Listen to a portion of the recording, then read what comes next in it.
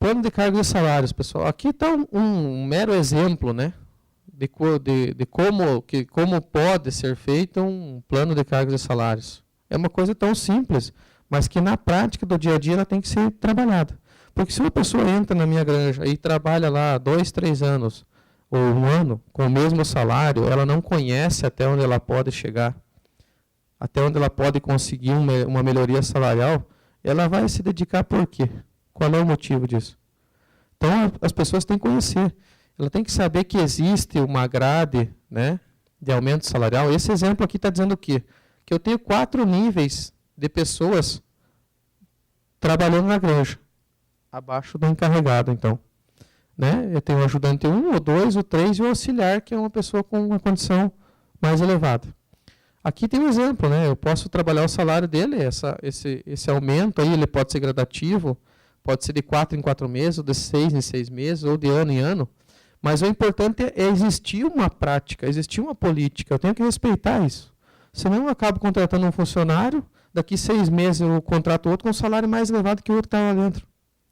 As pessoas sentem muito isso lá dentro. Então, a dificuldade, ela existe e tem que ser trabalhada. O que é importante, mais importante tudo isso? É que eu tenho que conhecer, né? Eu tenho que promover as pessoas. Se ela tem um mérito, ela tem que ser reconhecida. E eu tenho que fazer as alterações de cargo. Qual é a diferença disso? Né? O mérito é um aumento salarial que a pessoa tem nessa linha. A promoção é onde ela evolui, né? De grau, vamos dizer assim. A alteração de cargo é quando ela não tem um aumento salarial, porém assumiu um cargo de responsabilidade. É isso que se traduz o crescimento vertical. O crescimento vertical é passar de ajudante 1 para ajudante 2, ou para 3, ou auxiliar. E o crescimento horizontal é dentro da cadeia. A pessoa não assumiu uma responsabilidade diferenciada, porém ela está fazendo um bom trabalho, então ela merece ter um aumento salarial. O fator é importante. O funcionário tem que conhecer isso quando ele entra na granja.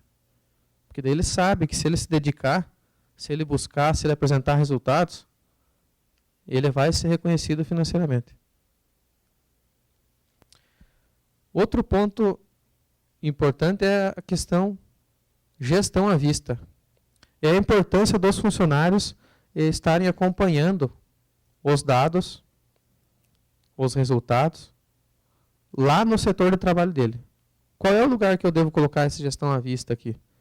É em cima do cartão ponto, no refeitório, onde o pessoal sai do banho, na portaria, onde tiver o maior fluxo de pessoas. Esse é o ponto onde eu tenho que colocar essa informação com os resultados. Sendo bem colorido e onde tiver o maior fluxo de pessoas, para quê? Porque, como eu falei, eles estão acostumados a ver campanha eleitoral, censo, demais informações em forma de gráfico e linhas de tendência. Aqui está um exemplo, né? Um exemplo de GPD na terminação, onde é feito, né? Existe a meta, está sinalizado aqui quando o resultado estava mais baixo, o resultado melhorou, atingiu a meta, verde, e aqui está a média, ok? Todo funcionário entende que está melhorando, por mais baixa que seja a escolaridade dele, e que estava, né? Estava ruim, melhorou, e a nossa média existente é essa aqui, que ainda está em amarelo, porque nós não atingimos a meta na média acumulada. Metas claras, né, pessoal? É importante o funcionário saber que para ele atingir aquela primeira situação que eu coloquei da meta volume, para nós vender lá os 26 leitões fêmea ano, quanto eu preciso ter nos meus indicadores? Isso sempre em forma de árvore. Né? Para mim vender 26, eu tenho que ter quantos partos porca ano? Qual é a idade que eu tenho que desmamar meus leitões? Qual é a taxa de aparição? Qual é o IDC? Dias não produtivos. Para mim ter a minha taxa de aparição, qual é o retorno ao cio? Qual é o aborto? Enfim, mostrar para eles, de forma simples, qual é o resultado que ele precisa ter para atingir a sua meta fim, que é os 26, de onde ela surge. Quanto tem que nascer e qual é a minha perda durante todo o meu processo. Equipes de trabalho bem definidas. Eu tenho que atribuir as questões técnicas custos e pessoas os responsáveis. Como nós tratamos aí, que a pessoa tem que ser envolvida, ela tem que ser ouvida, ela também tem que ter as responsabilidades. Ela tem que se sentir dono daquilo. Porque se ela não tiver o sentimento de dono, de que mais é preciso? Então, chamar elas para o compromisso. É dizer, você tem que ser parabenizado quando o resultado é atingido e tem que ser cobrado quando ele não é atingido.